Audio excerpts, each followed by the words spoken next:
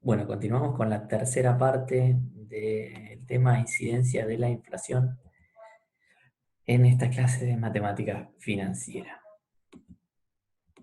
Lo que vamos a ver ahora es fórmula de ajuste para n periodos a interés compuesto. Claro, estoy teniendo incidencia de la inflación en varios periodos, ¿sí? N periodos. Entonces, lo que vamos a hacer es pensar, primero, en primer lugar, pensar una inflación constante. Es decir, me dicen, la inflación fue de 2% mensual durante una cierta cantidad de meses, un año, por ejemplo, 6 meses. ¿Sí? Entonces, la tasa de inflación es constante ahí. ¿Sí? En tal caso, como la tasa de inflación es constante, vamos a suponer para todos los casos, esto lo voy a aclarar ahora y lo vamos a usar para los próximos ejercicios, pero también podría ser variable. Pero vamos a suponer que la tasa efectiva de rendimiento de la inversión es, es constante también, ¿sí? Periodo a periodo. Entonces, si suponemos que pi también es constante, por ende R va a ser constante también, ¿sí? Si quiero obtener el rendimiento real de un capital, lo que hago es despejar R y en realidad todavía no lo despejo. Fíjense que acá lo que obtengo es el rendimiento real del capital. Bueno, está bien, sí, el título decía eso, quiero obtener un rendimiento real del capital. Esta parte de la ecuación, la parte derecha es el rendimiento real del capital. Este es el rendimiento nominal del capital, utilizando tasa efectiva, por supuesto. Y este es el efecto del ajuste por la inflación. Ese es el coeficiente o factor de ajuste por inflación que le voy a aplicar al nominal, que me va a dar, por ende, el capital real, o el valor del capital en términos de poder adquisitivo. ¿Sí? Por eso decía acá que I también es constante, porque es algo que hay que aclararlo. Mientras tanto, podría no serlo, podría ser que periodo a periodo la tasa vaya modificándose. Y también que R es constante. Vamos a ver qué pasa cuando la tasa de inflación es variable. Seguimos suponiendo a la I constante. ¿Qué pasa en tal caso? Vamos a tener un monto ajustado que va a ser el C sub 0 indexado. Esta es la manera de indexarlo, ¿sí? Un monto ajustado, un monto indexado. Y ahora voy a tener, en vez de 1 más pi elevado a la n, como los pi van a estar desarmados o repartidos en varios pi de diferente tamaño cada uno, por eso tengo un pi sub 1, pi sub 2, pi sub 3, etcétera, pi sub n, no puedo elevarlo a la n, ¿sí? Porque las bases son diferentes o no necesariamente son iguales. Entonces uno podría pensar que el capital nominal que produce una determinada tasa de interés es igual al capital por el rendimiento o la capitalización real, ¿sí? Reflejada en las R, y la parte correspondiente a la indexación o ajuste por inflación. Entonces, capital nominal, final nominal, capital final real y la incidencia de la inflación. ¿Sí?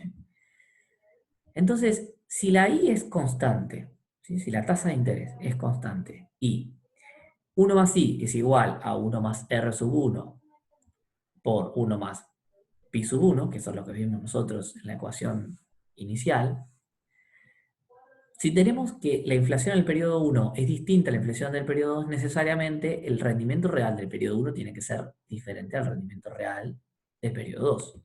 Vamos a ir precisando esto.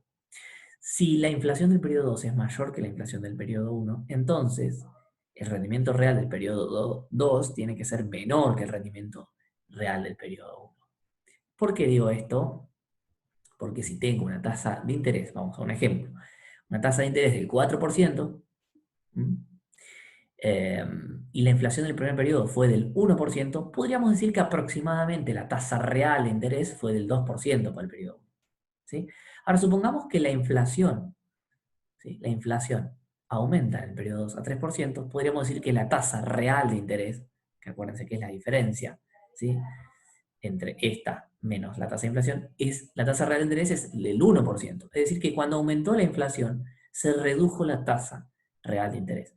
¿Sí? Entonces, como I sigue siendo 4%, R2, que es la tasa real de interés, tiene que ser menor que R1, cuando el pi sub 2 es mayor que el pi sub 1. Esto es para mostrarle que la tasa de real de interés, en realidad, va variando a medida que varía la tasa de inflación. Y la realidad es así.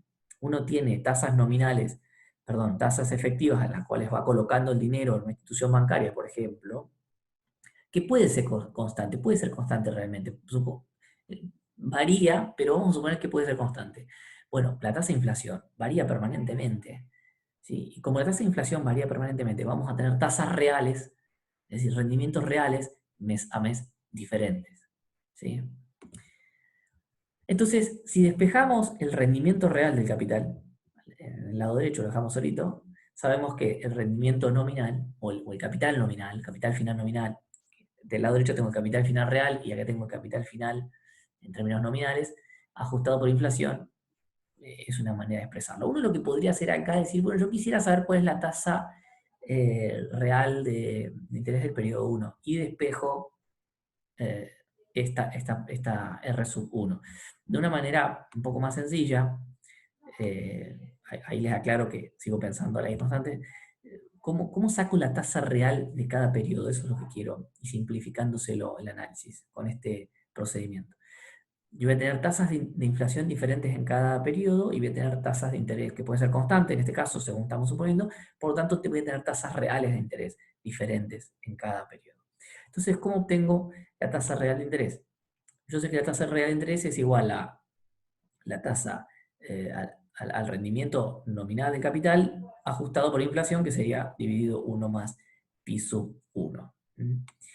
De manera general, lo que puedo hacer es, ¿cómo obtengo la tasa real del periodo 2? Será 1 más R sub 2 igual a 1 más el interés producido por el capital en el periodo 2 dividido 1 más la tasa de inflación del periodo 2. Y así voy obteniendo paso a paso, periodo a periodo, si fueran meses, mes a mes, la tasa real de interés de cada periodo. Si lo que quiero es obtener una tasa real de rendimiento, pero en este caso promedio, ¿sí? Promedio, es decir, voy a buscar una R que no va a ser diferente periodo a periodo porque va variando la inflación, sino que voy a buscar una R que me resuma el rendimiento del periodo en promedio. Vamos a suponer que son meses, tengo inflaciones diferentes para cada mes, tengo una tasa de interés de rendimiento de una inversión para cada mes, que vamos a suponer la constante. Como la inflación va variando mes a mes, uno esperaría que la tasa real de interés también vaya variando mes a mes. Pero vamos a suponer que queremos buscar una tasa promedio de rendimiento. Entonces, tengo la misma fórmula que antes, ¿sí? Tengo la misma fórmula que antes. Esta fórmula de aquí, que tengo el capital final nominal es igual al capital final real por la incidencia de la inflación, ¿sí? Lo que voy a hacer es simplificar este capital final real, en vez de tener R sub 1, R sub 2, R sub n, lo voy a simplificar todo en una sola R, que va a estar aquí. Entonces, esa tasa única me va a dar el promedio periódico de rendimiento. Si la despejo, me queda esta fórmula de aquí. Lo puedo pensar de esta manera, claro, que ¿cómo saco esta tasa promedio? Otra manera de sacarla sería obtener primero el R sub 1, R sub 2 y R sub n y decir que el rendimiento de ¿sí? El rendimiento de cada una de estas capitalizadas de esta manera, de una unidad de capital capitalizada de esta manera, me tiene que dar igual a 1 más una R promedio elevado a la n. En la n estoy juntando la cantidad de veces que capitalizo de este lado de la ecuación. Espero que se haya entendido. Esto lo puedo ver también, lo podríamos haber visto dentro de tasas, como tasa promedio, ¿sí? Es una forma de calcular un promedio y se llama geométrico. Espero que se haya entendido, se los agrego como un dato de color más y me parece interesante saber sacar una tasa promedio y me parece que acá en el tema de inflación por ahí lo amerita para hablar de una inflación promedio mensual. Vamos a pasar a unos ejemplos en el video siguiente.